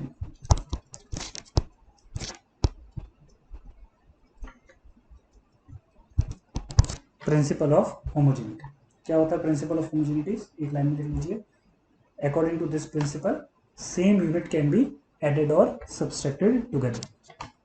भाई सेम यूनिट को ही आप आपस में ऐड कर सकते हो या मल्टीप्लाई ऐड कर सकते हो या सब्सट्रैक्ट कर सकते हो। भाई मैं आपसे पूछूं 4 घोड़े प्लस 2 गधे बराबर टोटल कितने, 6 नहीं, इतने ही रहेंगे। अरे गधे गधे को घोड़ों के साथ जोड़ दोगे क्या, 4 घोड़े और 2 गधे अगर मैं बोलूँगा तो तुम कितने हो गए, 6 वो थोड़ी ना बोलोगे, कितने बोलोगे, इतने ही है। हाँ लेकिन मैं अगर तुमसे बोलूँ 4 घोड़े और 2 घोड़े, अब बताओ कितने, तो तुम क्या बोलोगे 6। समझ में है ना, तो same unit can be added and subtracted together, that is the basic principle of homogeneity. ठीक है, चलिए अब एक बहुत छोटा सा सवाल पूछता हूँ मैं आपसे, देखते हैं आपसे बनता है कि नहीं बनता। मुझे ये बताओ 1 मीटर बराबर कितने सेंटीमीटर, जल्दी बोलो। 1 मीटर बराबर 100 सेंटीमीटर, ठीक है सबको पता है। अच्छा ये जो मीटर है ये कौन सी यूनिट में लिखा है मैंने, MKS यूनिट में या SI यूनिट में, और ये जो सेंटीमीटर है ये किस यूनिट में लिखा है, CGS यूनिट में। ठीक है, अच्छा एक बार बताओ ये यूनिट किस फिजिकल क्वांटिटीज को मेजर करती है, सोच के जवाब दो। लेंथ को, ये यूनिट सेंटीमीटर भी शायद लेंथ को ही मेजर करती है, लेकिन ये मेजर करती है SI यूनिट में और ये मेजर करती है CGS यूनिट में। इसका मतलब चाहे हम SI यूनिट में मेजर करें चाहे हम CGS यूनिट में मेजर करें, मेजर तो हम क्या कर रहे हैं, लेंथ को। ठीक है, अच्छा फिर से एक बार जल्दी बता दूं, ये मेरी कौन सी यूनिट, SI यूनिट, ये मेरी कौन सी यूनिट, CGS यूनिट। क्या दोनों यूनिट, दोनों सिस्टम मेजर तो सेम चीज़ों को कर रहे हैं, किसको, लेंथ को, लेकिन ये मैं लिख रहा हूँ SI में और ये मैं लिख रहा हूँ CGS में। अब मुझे ये बताओ कि जब मैं एक सिस्टम से दूसरे सिस्टम में जा रहा हूँ तो 1 मीटर बराबर, अच्छा इसकी ये न्यूमेरिकल, मैंने आपको कहा था कि किसी यूनिट दो चीज़ों से मिलकर बनती है, एक तो यूनिट है और दूसरा क्या है, उसकी न्यूमेरिकल वैल्यू। इसकी न्यूमेरिकल वैल्यू कितनी है, 1, और इसकी न्यूमेरिकल वैल्यू कितनी है, 100। अच्छा मुझे ये बताओ कि जब मैं MKS से CGS में जा रहा हूँ या SI से CGS में जा रहा हूँ, 1 मीटर बराबर 100 सेंटीमीटर हो रहा है, तो यूनिट की वैल्यू बढ़ रही है कि घट रही है, अरे कद्दू घट रही है। 1 मीटर बराबर 100 सेंटीमीटर बराबर लिखा है ना, इसका मतलब क्या है, इसका मैग्नीट्यूड क्या रहेगा, सेम। देखो एक सिस्टम से दूसरे सिस्टम पे जाने पे ध्यान रखिएगा, न्यूमेरिकल वैल्यू, सॉरी यूनिट की वैल्यू मैग्नीट्यूड नहीं बदलता। अरे अब मैं आपसे पूछूं कि भाई एक बात बताओ, 1 मीटर बड़ा कि 100 सेंटीमीटर बड़ा, तो क्या बोलोगे, ये बोलोगे कि 1 मीटर बड़ा, नहीं ना, दोनों क्या है, बराबर। मैं आपसे पूछूं कि भाई 1 kg आयरन, 1 किलो लोहा, ये ज़्यादा भारी होगा कि 1 किलो कॉटन का, वो ज़्यादा भारी होगा, आयरन ज़्यादा भारी होगा। अच्छा अरे भाई मैंने स्पेसिफाई कर दिया मास उसका, नहीं समझ में है। अरे 1 किलो आयरन बोलूँ या 1 किलो कॉटन बोलूँ, दोनों का मास कितना है, 1 kg, तो मैं बोलूँ कौन ज़्यादा भारी होगा, तो भारी तो दोनों क्या होंगे, बराबर ही होंगे ना, क्योंकि दोनों का वजन कितना है, 1 kg। ठीक है, तो इसका मतलब एक बहुत इंपॉर्टेंट चीज़ हमने यहाँ पे सीखी, ये मीटर, अगर फिर जल्दी जल्दी बताओ, ये 1 मीटर है, ये मीटर क्या है, यूनिट, किस सिस्टम में, SI सिस्टम में। ये 1 क्या है, उसकी न्यूमेरिकल वैल्यू। ठीक है, इसी तरीके से ये सेंटीमीटर क्या है, सेंटीमीटर भी क्या है, यूनिट। और ये क्या है, अच्छा ये सेंटीमीटर भी यूनिट है, लेकिन किस सिस्टम में, CGS सिस्टम में। और ये क्या है, उसकी न्यूमेरिकल वैल्यू। और जैसा मैंने आपको बताया कि एक सिस्टम से दूसरे सिस्टम जाने पे यूनिट का मैग्नीट्यूड क्या रहता है, सेम रहता है। तो now I am going to derive very important relationship. तो क्या मैं ये कह सकता हूँ, एक यूनिट मल्टीप्लाई बाई उसकी न्यूमेरिकल वैल्यू का प्रोडक्ट हर सिस्टम में क्या बना रहेगा, कांस्टेंट, कह सकता हूँ ना। अब मैं यूनिट को U से डिनोट कर रहा हूँ, न्यूमेरिकल वैल्यू को N से डिनोट कर रहा हूँ, तो क्या मैं कह सकता हूँ N इंटू यू का प्रोडक्ट हमेशा क्या रहेगा, कांस्टेंट। अरे ठीक है, 1 मीटर बराबर 100 सेंटीमीटर। तो देखो लेट्स से इसको मैं कह रहा हूँ U1, इसको मैं क्या कह रहा हूँ, N1। What is U1, unit in the first system, which system, ऐसा सिस्टम, कोई सा भी सिस्टम हो सकता है। What is N1, N1 is the numerical value in the first system. What is centimetre, this is also unit. Let's say इसको मैं क्या कह रहा हूँ, U2, U2 it's a unit in CGS system. What is 100, 100 is N2, N2 मतलब उसकी दूसरे system में न्यूमेरिकल वैल्यू। और मैंने कहा था कि कौन बड़ा कौन छोटा, दोनों बराबर। तो क्या मैं कह सकता हूँ N1 U1 बराबर हमेशा क्या होगा, N2 U2। ये लिख लो, ये हमारे फिजिकल केमिस्ट्री का पहला फॉर्मूला, N1 U1 बराबर N2 U2। और बिल्कुल ध्यान रहे N1, चाहो तो लिख लो, N1 इज न्यूमेरिकल, जल्दी जल्दी लिख रहा हूँ, numerical value in first system.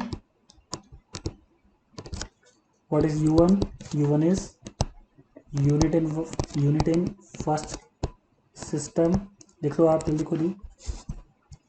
What is N2, it is the numerical value in second system. What is U2, U2 is unit in second system. ठीक है, और पहला फॉर्मूला जो हमने पढ़ा N1 U1 बराबर N2। ये क्या होगा, इससे क्या होगा, इससे जब भी हम एक यूनिट से एक सिस्टम से दूसरे सिस्टम में यूनिट को कन्वर्ट करेंगे तब ये आपके बहुत काम आएगा। और इस सिंपल से फॉर्मूले की मदद से आप किसी भी यूनिट को किसी भी सिस्टम से किसी भी सिस्टम में कन्वर्ट कर सकते हो।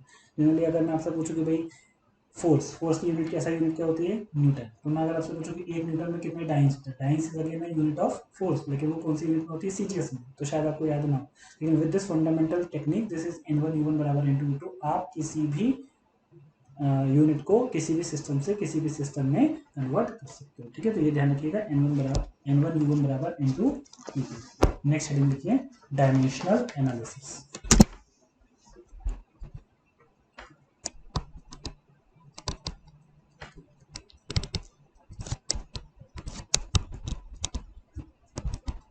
Dimensional analysis. What is dimensional analysis तो हम आगे बाद में पढ़ेंगे, इसलिए मैं आपको देखिए बिल्कुल बेसिक से लेके चल रहा हूँ। सबसे पहले बताइए डायमेंशन से आप क्या समझते हैं, what do mean by dimensions. तो देखिए फॉर एग्जांपल जैसे मुझे अगर ये मैं अब आया ना सिंबॉलिकली आपको बताऊंगा, मुझे ये मेजर करना है, आप मेरे एक्सप्रेशन से समझोगे इससे मतलब मैं क्या मेजर करूंगा, लेंथ। और लेंथ क्या है मेरी, लेंथ क्या है मेरी, यूनिट है कि फिजिकल क्वांटिटी है, फिजिकल क्वांटिटी। इस लेंथ को मेजर करने की यूनिट क्या होती है, मीटर होती है। ठीक है, सिंपल है। तो लेंथ को मेजर करते हैं हम किस यूनिट से, मीटर से। So now what is dimension, भाई लेंथ का जो सिंबल होता है वो होता है कैपिटल एल, और इसको हम इस तरीके से स्क्वायर ब्रैकेट में लिख देते हैं सिंबॉलिकली। ठीक है, सिंबल है, एक स्टैंडर्ड कन्वेंशन है जो हम लिखते हैं एल, लेंथ हमेशा करना है एल। नाउ जिसका जैसे एल सिंपली अगर मैंने एल लिखा तो बाय डिफॉल्ट अगर मैं बोलूँ कि भाई इसकी पावर क्या होगी, एक सेकेंड इसको कर, ये एल जो लिखा मैंने यहाँ पे, what is the power of L, 1। गया एक सेकेंड, हाँ लेंथ एल की पावर कितनी है 1। अब मैं अगर आपसे पूछूं कि भाई एरिया, एरिया मुझे मेजर करना, what is the formula of area, तो बचपन में पढ़ा होगा, लेंथ इनटू ब्रेथ। ठीक है, अच्छा चाहे लेंथ मेजर करूं चाहे ब्रेथ, लेंथ मतलब लंबाई, ब्रेथ मतलब चौड़ाई, मेजर तो कौन सी फिजिकल क्वांटिटी कर रहा हूँ, लेंथ, लेकिन कितनी बार, 2 बार, एल इंटू एल। तो एरिया को सिंबॉलिकली मैं क्या लिखूंगा, एल स्क्वायर लिख सकता हूँ ना, एल इंटू एल। चलिए अब मैं आ जाता हूँ वॉल्यूम के बारे में। Volume, what is volume, volume is, बताइए what is volume, volume is length into breadth into height. अच्छा, लेंथ मतलब लंबाई, ब्रेथ मतलब चौड़ाई, और हाइट मतलब ऊंचाई। तीनों चीजें चाहे लेंथ मेजर करूं चाहे ब्रेथ चाहे हाइट मेजर, तो कौन सी फिजिकल क्वांटिटी करूंगा, लेंथ। लेकिन कितने बार करूंगा यहाँ पे, 3 बार, लेंथ इंटू एल। तो वॉल्यूम का सिंबल क्या हो जाएगा हमारे पास, एल क्यूब। ना तो देखिए लेंथ, यहाँ पे एल की पावर कितनी है 1, यहाँ एल की पावर कितनी है 2, यहाँ पे एल की पावर कितनी है 3। क्या आप मुझे बता सकते हो ये 1 ये 2 ये 3 क्या चीज़ बता रहा है, सोचो जरा, व्हाट इज 2 व्हाट इज 3, ये 2 क्या बता रहा है, नहीं पावर नहीं, मतलब ये बता क्या रहा है, मतलब इससे हम थोड़ा फिजिकली, मैंने आपको जैसा भी बताया ना कि एज अ साइंटिस्ट आपकी ऑब्जर्वेशन पावर अच्छी होनी चाहिए। जितना अच्छा आप चीज़ों को देखो, रटो मत, एरिया का तो फॉर्मूला सभी को पता ही, एल स्क्वायर होता है, वॉल्यूम का एल क्यूब होता है, लेकिन चीज़ों को आप रटो मत, चीज़ों को आप समझो कि अगर मैं बोलूँ एल स्क्वायर तो what is the square signify, क्या मतलब है इस चीज़ का, स्क्वायर का। ये 2 क्या नंबर बता रहा है, 2 आपको ये बता रहा है कि this length is measured how many times, 2 times. क्या चीज़ मेजर करने के लिए, एरिया। एरिया मेजर करने के लिए ये लेंथ हमको कितने बार यूज़ करनी पड़ी, 2 बार। यहाँ पे लेंथ को कितने बार यूज़ किया हमने, 3 बार, एक बार लंबाई, एक बार चौड़ाई और एक बार ऊंचाई। तो ये जो पावर्स है ना, यही पावर्स के कहलाती हैं डायमेंशंस। तो क्या डेफिनेशन हो जाएगी डायमेंशंस की, dimensions are the powers which tells us how many times a unit is involved in the measurement of physical quantities। किसी भी फिजिकल क्वांटिटीज के मेजरमेंट में एक यूनिट को हम कितनी बार यूज कर रहे हैं वो कहलाता है उसका डायमेंशन, और इसी का जो एनालिसिस है कहलाता है डायमेंशनल एनालिसिस। ठीक है, इसको मैं अंडरलाइन कर देता हूँ। चलिए आई थिंक आपको डायमेंशंस क्लियर हो गए होंगे। तो कुछ इंपॉर्टेंट फिजिकल क्वांटिटीज हैं जिसके डायमेंशंस आपको पता होने चाहिए, मैं यहाँ पे आपको लिख देता हूँ। ठीक है, देखिए सिंपल चीज़ों से स्टार्ट करते हैं। सबसे पहले लेंथ, लेंथ का डायमेंशन तो बहुत इजी है, L1, जनरली 1 ओमिट कर देते हैं, सिंपल ही है।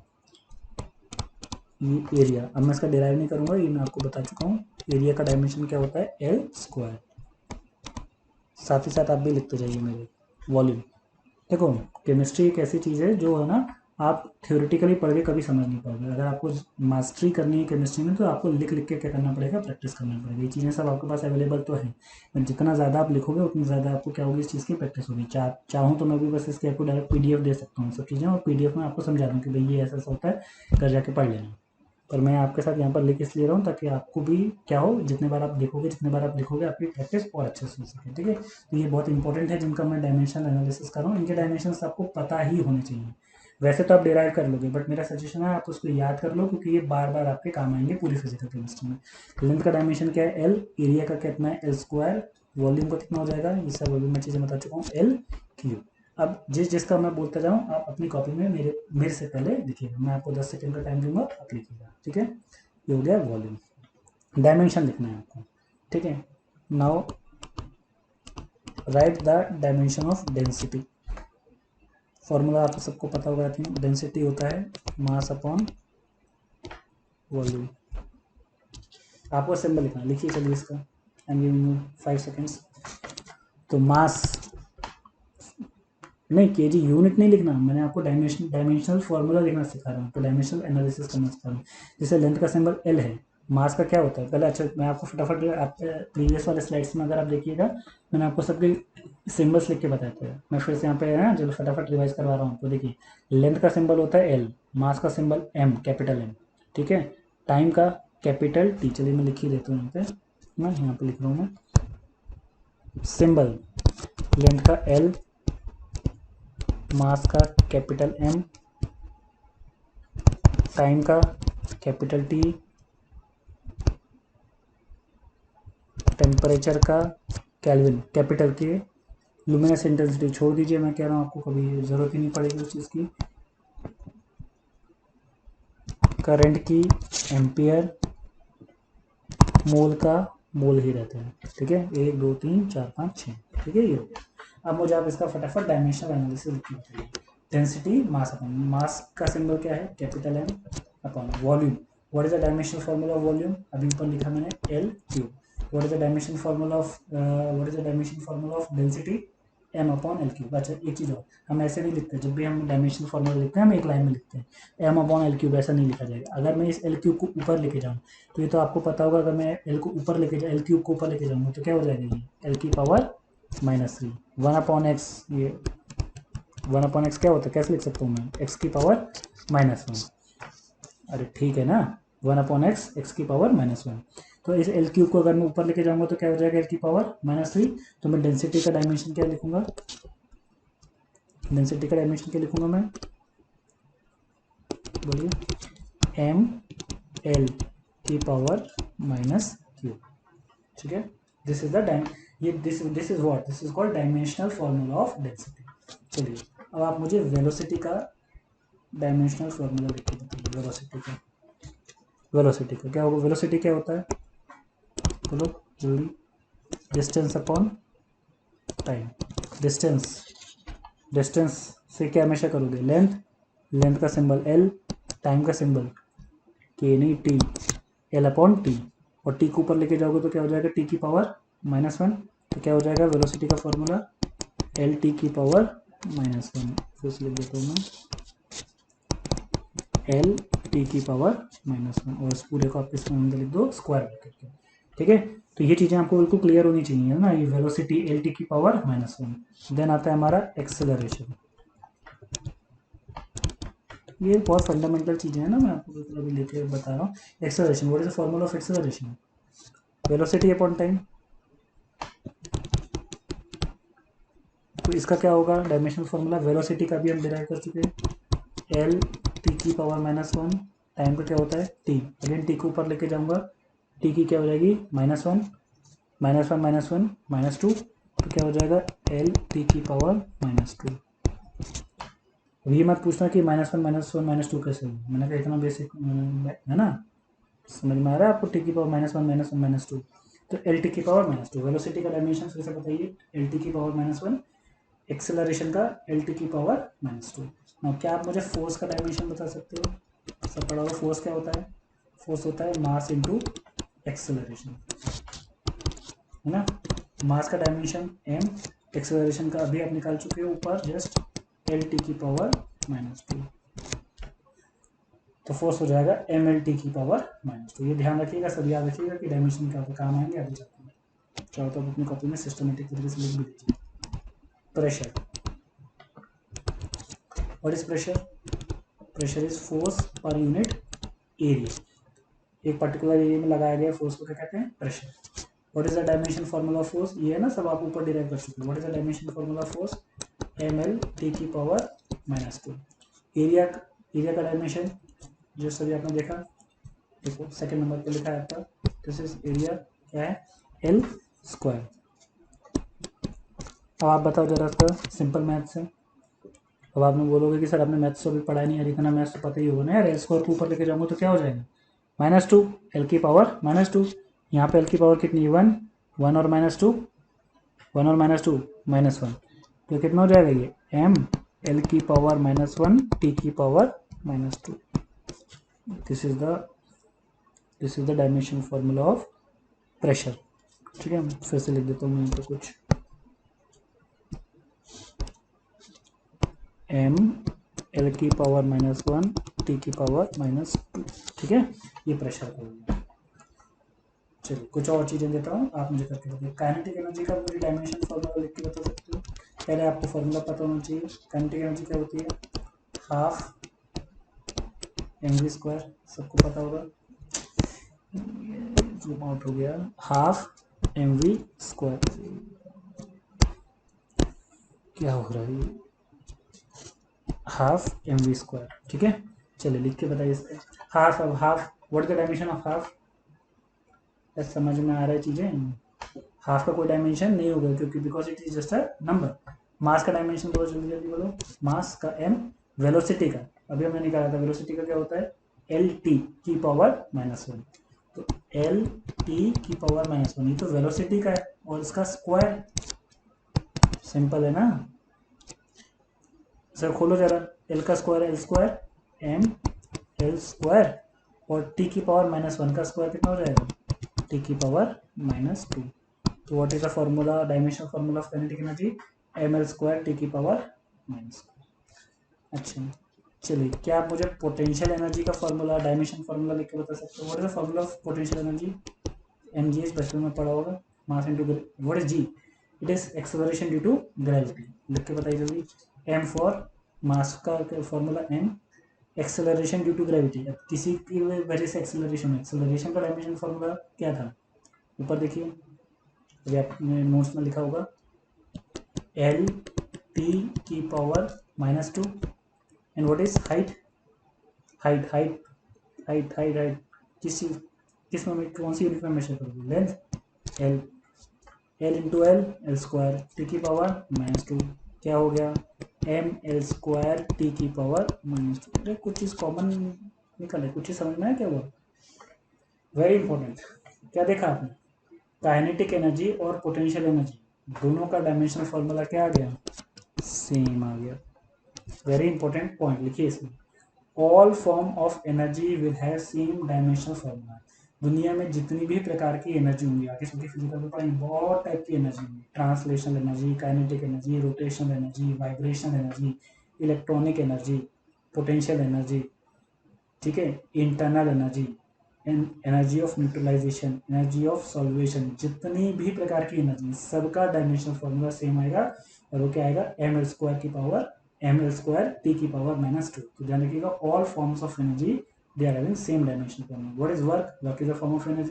अगर कोई आपसे पूछे वर्क का डायमेंशन क्या है, वर्क का डायमेंशन भी क्या होता है? यही होगा जो एनर्जी का होगा। मैं आपको प्रूफ कर देता हूँ, चलिए इसको एक और बार प्रूफ कर देते हैं। What is the formula of work done? इसको हमें देखना है अलग से, पर फिर भी वर्क डन होता है force into length, perpendicular length. Force का डायमेंशन फॉर्मूला आप पढ़ चुके हो, ml²। फोर्स का कितना होता है? ml² नहीं, सॉरी ml, एक सेकंड, इसको m फोर्स ये ऊपर ही लिखा हुआ है, आप देख लीजिए, ml टी की power -2। And what is length? तो ये क्या हो जाएगा आपका सॉल्व करने पे? ml² टी की पावर -2। ठीक है, तो ये सारा का सारा चीजें आपकी वो समझ। तो वर्क हो गया, एनर्जी हो गई, जितनी भी फॉर्म ऑफ एनर्जी है, they will all have same dimensional formula. ठीक है, चलिए नेक्स्ट हेडिंग लिखिए, that will discuss in the next class, principal of homogeneity. यह हमारा फर्स्ट चैप्टर एंड होता है, and in the next will continue this. इसको अच्छे से पढ़िएगा। देखिए यहाँ तक अभी तक हमने क्या पढ़ा, मैं आपको फिर से पूरा चैप्टर समराइज कर देता हूँ। स्टार्टिंग से हमने क्या देखा था? सबसे पहले स्टार्टिंग से what is what is physical chemistry कहाँ से डिराइव हुआ है, फिजिक्स से। What is physics, it is nothing but the study of nature and its laws. ठीक है, अच्छा इन लॉज की स्टडी को डिफाइन करने के लिए हमें कुछ क्वांटिटीज की जरूरत पड़ेगी। वो क्वांटिटीज क्या कहलाती हैं, फिजिकल क्वांटिटीज। उन फिजिकल क्वांटिटीज के मेजरमेंट के लिए हमको दो तरीके से हम फिजिकल क्वांटिटीज का क्या कर सकते हैं, मेजरमेंट कर सकते हैं। अच्छा मेजरमेंट पहले बाद में आएगा। फिजिकल क्वांटिटीज कितने प्रकार की होती हैं, दो। एक होती है आपकी फंडामेंटल फिजिकल क्वांटिटीज, दूसरी होती है डिराइव। ये फंडामेंटल फिजिकल क्वांटिटीज कितनी होती हैं, 7, जो भी हमने डिस्कस करी थी, length, time, mass, temperature, luminous intensity, current and amount of the substance. अच्छा इन फिजिकल क्वांटिटीज के मेजरमेंट के लिए हमको किसकी जरूरत पड़ेगी, यूनिट की। What is unit, any arbitrary chosen standard by which we can measure the physical quantities. ठीक है, अच्छा अब ये क्योंकि आर्बिट्ररी चूजन है, मतलब एक इमेजिनरी स्टैंडर्ड हमने चुना है, तो क्या हम कुछ भी स्टैंडर्ड चुन सकते हैं, नहीं। मैंने आपको 4-5 प्रॉपर्टी भी गिनाई थी। पहला, ये क्या होना चाहिए, ये इंटरनेशनली एक्सेप्टेड होना चाहिए। दूसरा, इट मस्ट बी इनडिस्ट्रक्टेबल, से डिस्ट्रॉय ना किया जा सके। तीसरा क्या होना चाहिए, it must be easily accessible. चौथा क्या होना चाहिए, it must not be affected by the external environment. ठीक है, तो यहाँ तक आपको चीजें समझ में आ गई थी। देन इन फिजिकल क्वांटिटीज को जो हमने यूज किया फॉर द मेजरमेंट ऑफ इन यूनिट्स को जो हमने यूज किया for the measurement of physical quantities, इनको एक्सप्रेस करने के लिए हमें एक लैंग्वेज भी चाहिए होगा। What is that language, called as mathematics. Mathematics is the language of physics. ठीक है, फिर आपने क्या देखा था, फिर types of physical quantities again दो हैं, फंडामेंटल एंड डिराइव्ड। इसी तरीके से आपकी दो क्या हो जाएंगी, यूनिट हो जाएंगी, fundamental units and derived units. फिर हमने नेक्स्ट चीज देखी थी कि लेंथ को मेजर करने के लिए यूनिट कौन सी होती है, मीटर। लेकिन ये कौन से सिस्टम में होती है, एसआई सिस्टम में। अलग अलग सिस्टम भी हमने स्टडी किए थे, कौन कौन सा होता है, एसआई सिस्टम होता है, सीजीएस होता है, एफपीएस होता है, और भी बहुत सारी चीजें होती हैं। ठीक है, तो लेकिन हम कॉमनली कौन सा पूरी थ्रू आउट फिजिकल केमिस्ट्री में हम सिस्टम अडॉप्ट करेंगे, कौन सा करेंगे, एसआई सिस्टम। ठीक है, नेक्स्ट क्या आता है आपका, डायमेंशनल एनालिसिस। क्या होते हैं dimensions, dimensions are the powers, जैसे एल स्क्वायर, एल क्यूब। क्या बताते हैं ये पावर्स, ये पावर हमको बताएंगे कि किसी भी फिजिकल क्वांटिटी के मेजरमेंट में वो यूनिट कितनी बार यूज की गई है। जरा फटाफट रिवाइज करवा दो। What is the dimension formula of length, L simple. Area का क्या होगा, एल स्क्वायर। वॉल्यूम का होगा, मैं फटाफट रिवाइज करवा रहा हूँ आपको। ये चीजें जितनी फटाफट मुझे याद है आपको भी पता होनी चाहिए ना। एल क्यूब, वॉल्यूम का क्या होगा, एल क्यूब। डेंसिटी का क्या होगा, सिर्फ डायमेंशन फॉर्मूला बताइएगा। डेंसिटी क्या होता है, mass upon volume. Mass is M, volume is L cube. क्या हो जाएगा, एम एल की पावर -2। क्यों, एल क्यूब को जब ऊपर लेके जाओगे तो माइनस में चला जाएगा, एम एल की power -2। What is the dimension formula of velocity, distance upon time, L T की पावर -1। एक्सेलरेशन का, एल टी की पावर -2।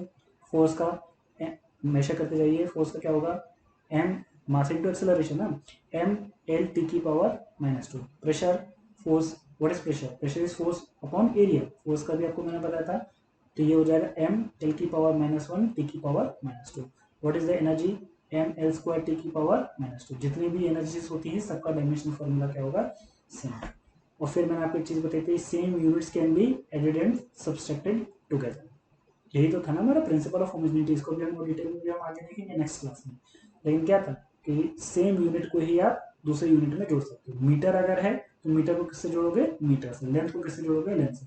क्या हम लेंथ को मास से जोड़ सकते हैं, नहीं। तो this is called principal of homogeneity. तो ये आप पूरा एक बार रिवाइज कीजिएगा। Will discuss this principle of homogeneity और इसका एप्लीकेशन हमारी केमिस्ट्री में कहाँ लगेगा, क्या यूज है, कहाँ हम इस तरीके से यूज करके हम चीजें डिराइव कर सकते हैं, that will see the next chapter. Okay, thank you.